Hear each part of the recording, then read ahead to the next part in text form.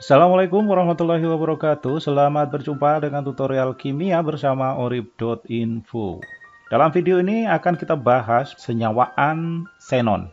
Senyawaan xenon baik oksida maupun halida dan oksohalidanya tidak mungkin memenuhi aturan oktet lagi untuk Xe sebagai atom pusat.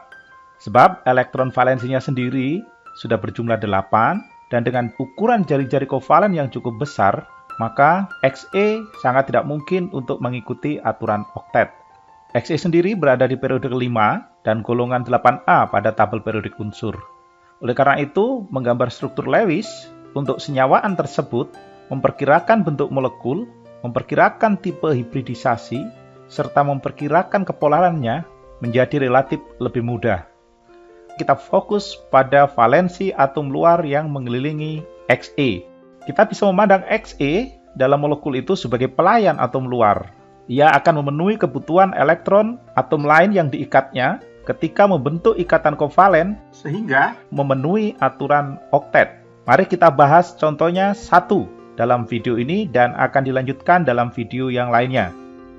Berikut ini struktur Lewis hibridisasi bentuk molekul dan kepolaran dari molekul XeOF4. Di sini, Xe berperan sebagai atom pusat, sementara O dan F berperan sebagai atom luar. Kita tahu O itu atom divalen, atom yang berbagi 2 elektron dengan atom lain. Kalau kita buatkan formasinya seperti ini. Jadi ada 2 elektron yang akan dibagi dengan atom lain. Sementara F ini merupakan atom monovalen, golongan 7A monovalen, sehingga dia akan berbagi dengan atom lain sebanyak 1 elektron saja. Jumlah F ini 4, O1. Karena Xe berperan sebagai atom pusat, maka Xe harus melayani atom-atom luar yang diikatnya. Kita tahu Xe punya 8 elektron valensi. Kalau dia akan melayani terhadap O, maka dia harus menyumbangkan 2 elektronnya. Kalau dia berikatan dengan 4F, berarti dia akan menyumbangkan 4 elektronnya lagi untuk 4F.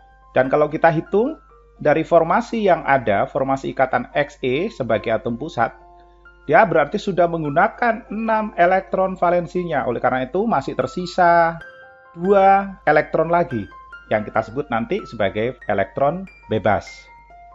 Bentuk yang seperti itu kalau kita kelompokkan akan jadi seperti ini. Jadi O tadi divalen, sementara F yang jumlahnya 4 itu merupakan atom monovalen. Sementara Xe akan memiliki formasi seperti itu. Bila formasi yang ada ini kita rangkai, kita hubungkan garis-garis yang bersesuaian, akan membentuk struktur Lewis XeOF4 seperti yang ada ini. Kemudian kita akan tentukan hibridisasinya. Dalam molekul XeOF4 ini terdapat 5 ikatan dan 1 pasang elektron bebas. Ini berarti sama dengan 6 domain, ada 6 pasangan. 6 domain ini boleh kita artikan sebagai 6 orbital yang harus disiapkan Xe ketika berikatan dengan O dan 4F dengan formasi seperti dalam struktur Lewis. 6 orbital tersebut akan diambil dari 1 orbital S, 3 orbital P, 2 orbital D. Yang kalau kita gabung, ini akan membentuk orbital hibrida. Tinggal gabung saja itu menjadi sp3d. Ada 1s, 3p, dan 2d. Geometri elektron yang memperhatikan semua domain dari sp3d2 ini adalah oktahedral. Itu geometri elektron, bukan bentuk molekul.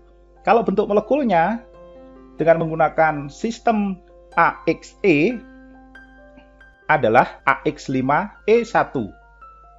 Jadi X-nya ada 5 dan pasangan elektron bebasnya ada 1. Bentuk molekul dengan rumus umum AX5E1 ini adalah piramida segi 4. Oktahedral yang hilang 1 atom, seolah-olah seperti itu. Atom yang hilang digantikan oleh pasangan elektron bebas. Jadi membentuk piramida segi 4.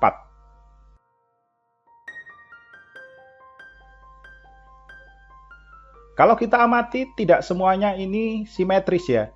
Tarikan elektronnya tentu saja tidak akan sama karena ada pasangan elektron bebas yang berhadapan dengan pasangan elektron ikatan U.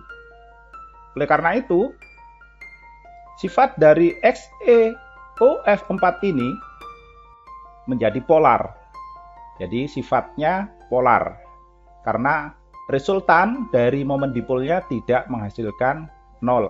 Artinya tarikan ikatan, kekuatan elektron berikatan yang ada dengan pasangan elektron bebas itu tidak saling meniadakan atau resultannya tidak sama dengan nol. Karena itu dia bersifat polar. Oke, cukup sekian. Terima kasih sudah menyimak video ini. Sampai jumpa pada bahasan kimia lainnya. Wassalamualaikum warahmatullahi wabarakatuh.